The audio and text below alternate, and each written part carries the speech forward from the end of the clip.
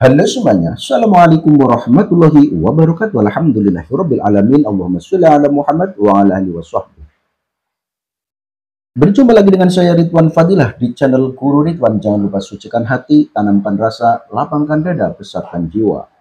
Saudara-saudaraku dimanapun berada, baik yang ada di dalam negeri ataupun di luar negeri, salam santun saya, salam hormat saya, salam damai, salam kompak, salam budaya, salam seduluran, saklawas-selawas. Doa saya untuk kalian semuanya, mudah-mudahan kalian semuanya senantiasa dipanjangkan umurnya oleh Allah Subhanahu wa Ta'ala, umur yang berkah, umur yang manfaat, dan juga mudah-mudahan kalian semuanya senantiasa diberi kesehatan oleh Allah, dilancarkan rezekinya, amin ya robbal alamin. Saudara-saudaraku yang sedang sakit, saya doakan mudah-mudahan segera sembuh, diangkat penyakitnya sehingga bisa beraktivitas seperti biasa. Dan juga bagi saudaraku yang sedang menanti jodohnya, saya doakan mudah-mudahan segera mendapatkan jodohnya, segera menikah, dan membangun rumah tangga yang sakinah, mawadah, warahmah. Amin ya robbal alamin.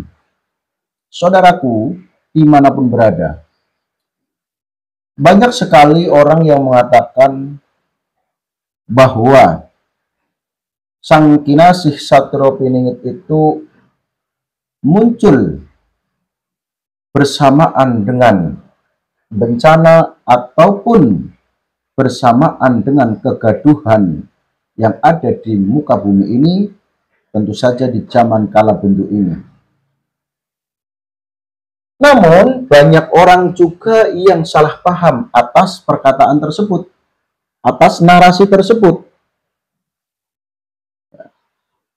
yaitu berpendapat atau di dalam memahaminya bahwa kemunculan Sang Kinasih Satrio-Piningit itu membawa bencana. Nah, itu pemahaman yang keliru. Maka di sini saya akan luruskan, ya. Saya sampaikan agar saudara-saudaraku yang dalam memahami kemunculan Sang Kinasih Satrio-Piningit itu membawa bencana, maka pada video kali ini saya akan meluruskan. Jadi saudaraku, bukan berarti Sang Kinasih Satrio-Piningit muncul itu membawa bencana, itu bukan. Kalaupun ada keterangan atau ada narasi atau ada kata-kata yang mana kemunculan Sang Kinasih Satrio-Piningit itu bersamaan dengan adanya bencana alam, bahkan ada yang mengatakan bencana yang besar, tapi bukan berarti Sang Kinasih Satrio-Piningit itu muncul membawa bencana, itu bukan, ya saudaraku, ya. Itu perlu dipahami. Kalau kita berbicara tentang kejadian-kejadian alam ini seperti banjir, longsor, ya, dan juga gunung meletus dan lain sebagainya, itu kita bisa memahaminya dengan ayat dari surat Ar-Rum, ayat 41 kalau nggak salah, yaitu Dhaharul fasadu fil bari wal bahri bima kasabat aydinas. Ini masih ada kelanjutannya, ya saudaraku, ya. Jadi kerusakan yang nampak di darat maupun di lautan, itu semuanya disebabkan oleh tangan manusia sendiri atau ulahnya manusia, seperti itu.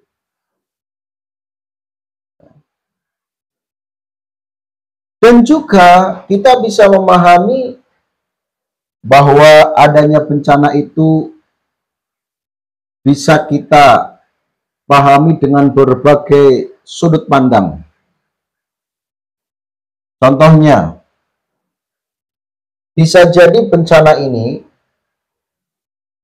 karena sebagai teguran, atau bisa jadi karena sebagai hukuman, atau karena sebagai cobaan.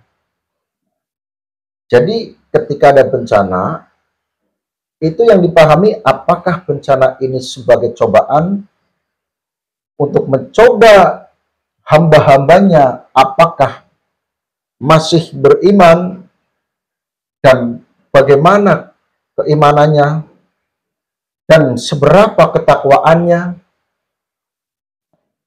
Kemudian atau bisa jadi bencana itu sebagai teguran karena banyaknya orang-orang yang berbuat kesalahan, berbuat kezaliman, berbuat kemaksiatan. Atau bisa jadi memang ini sebagai hukuman karena banyaknya orang-orang yang sudah melenceng, orang-orang yang sudah akhlaknya rusak, orang-orang yang sudah moralnya rusak, suka maksiat, minum minuman keras, judi, dan lain sebagainya. Jadi seperti itu di dalam memahaminya. Bukan berarti kemunculan sang kinasih Satrupiningit itu membawa bencana itu, bukan. Kalau seperti itu berarti tidak relevan dengan serat-serat yang menyampaikan tentang kemunculan sang kinasih Satrupiningit.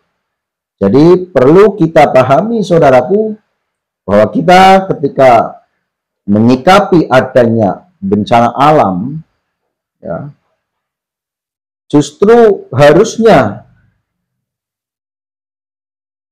dengan adanya itu kita semuanya harusnya lebih sadar dan terus mendekatkan diri kepada Allah Subhanahu wa Ta'ala, karena memang manusia ini yang butuh Allah, bukan Allah yang butuh manusia, namun manusia, kita semua yang butuh Allah Subhanahu wa Ta'ala. Maka harus mendekatkan diri kepada Allah, harus takwa kepada Allah atau takut kepada Allah, tapi bukan berarti takut di sini kemudian lari, bukan. Jadi antara takut kepada Allah dengan takut kepada hantu itu beda. Kalau takut kepada Allah, maka harus mendekatkan diri kepada Allah agar kita selamat dari siksaannya. Beda dengan takut dengan hantu. Kalau takut dengan hantu atau takut dengan perampok atau takut dengan manusia yang mau mencelakai, maka usahanya adalah lari. Atau ya berusaha bagaimana supaya terhindar dari hal itu. Tapi takut kepada Allah di sini maksudnya ya kita memang membutuhkan Allah, maka harus mendekatkan diri kepada Allah Subhanahu wa Ta'ala. Caranya bagaimana? Ingat terus, selalu mengingat Allah dengan ibadah-ibadah, baik itu zikir, wirid, baca Al-Quran dengan ikhlas dan diangan-angan maknanya, dan menjalankan apa yang menjadi perintahnya dan menjauhi apa yang menjadi larangannya. Dan juga ibadah-ibadah yang lain seperti sholat, tunaikan zakat kalau memang sudah mampu, tunaikan haji kalau memang sudah mampu. Seperti itu saudaraku. Jadi sekali lagi, kemunculan sang kinasih Satrupiningit itu justru akan memperjuangkan, justru akan beri solusi bagaimana supaya kehidupan warga negara atau kehidupan Nusantara ini akan menjadi lebih baik. Mudah-mudahan kita semuanya betul-betul nanti akan